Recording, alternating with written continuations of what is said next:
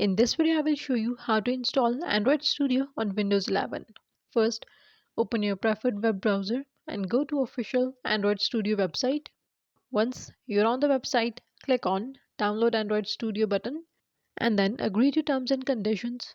And with that, the download will begin automatically and the installer file will be saved to your computer. Once the download is complete, double click on the downloaded file to start the installation. And once it is successfully installed, in the Setup wizard, click Next to begin the installation process. Now choose the installation path or leave it as the default and then click on Next. After this, select the components you want to install, such as Android Virtual Device, and then click on Next. Now click on Install to begin the installation. Once installation is complete, launch Android Studio. In the Welcome to Android Studio window, select whether to import previous settings or start fresh.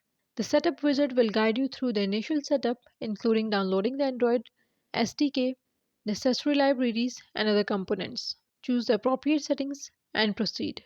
Wait for Android Studio to download and configure everything. After setup, you will be brought to the Android Studio home screen. So test the installation by creating a new project. For this, click on New Project and then follow the prompts to set up your first project and click Finish.